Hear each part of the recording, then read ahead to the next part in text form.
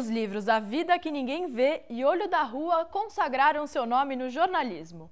Ela é vencedora de mais de 40 prêmios, como Vladimir Herzog, Esso, Ayrton Senna e Jabuti. Eliane Brum conta por que ser repórter é a melhor profissão do mundo. Eu achava que não servia para ser jornalista, né? Eu fazia história também na Federal do Rio Grande do Sul e achava que eu ia ser historiadora. E no último semestre eu conheci um professor, tive aula com um professor maravilhoso chamado Marques Leonan, que mudou a minha vida. Ele falava com tanta paixão de jornalismo que eu me apaixonei também. E aí eu fiz uma matéria para a disciplina dele, que era a disciplina de estágio, que era sobre todas as filas que a gente entra desde que nasce até morrer.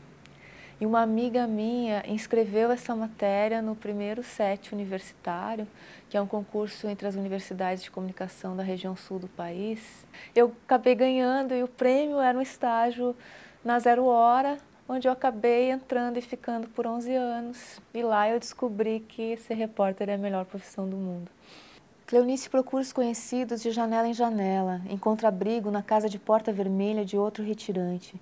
Instalam-se ela, suas crianças e suas trouxas, sonhando cada vez menos, cada vez mais escuro. O jornalista é um contador de histórias reais. Eu sempre penso que o que eu estou fazendo é um documento, que daqui a 50, 100 anos um pesquisador vai entrar num arquivo hoje digital, né?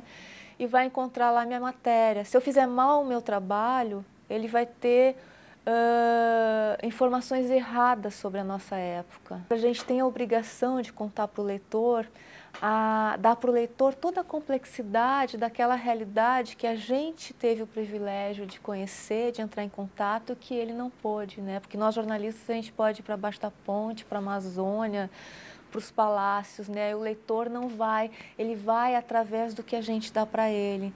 O dom é assim, nasce com a gente e não se pode dizer não, explica. Parteira não tem escolha, é chamada nas horas mortas da noite para povoar o mundo. Eu desde pequenininha me trancava no quarto com 4, 5 livros e só saía, não queria comer, não queria fazer nada, não queria brincar, só queria ler. Porque era uma possibilidade de entrar em contato com outros mundos.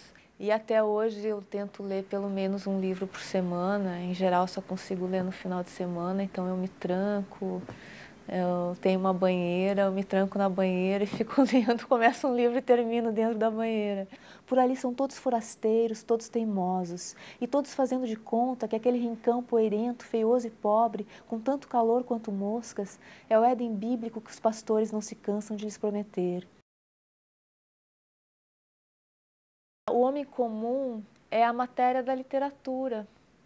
Mas, estranhamente, não é a matéria do jornalismo, da imprensa. E eu acho isso, eu sempre achei isso curioso e triste, né? Então, eu foquei o meu trabalho naquilo que me interessa mais, que é a vida das pessoas supostamente comuns, né? Mas que são todas habitadas pelo extraordinário. Eu acredito que é o jeito que a gente olha para as histórias, que fazem as histórias parecer diferentes. Cheguei com R$10, 3 panelas, 2 delas furadas e uma mulher grávida, conta Braulino da Silva, de 51 anos. Agora tenho casa e trabalho para o governo.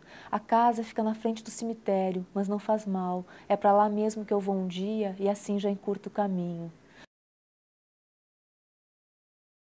Tem uma tendência a se fazer reportagem por telefone ou por e-mail.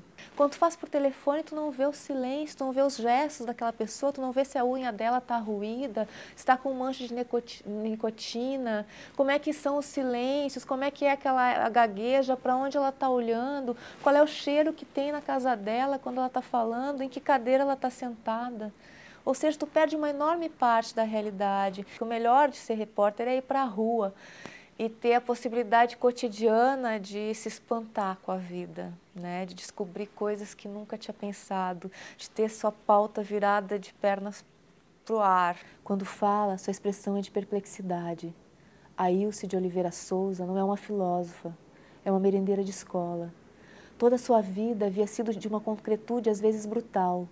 Toda a sua vida havia sido uma sequência de atos, e agora a morte chegava exigindo metáforas.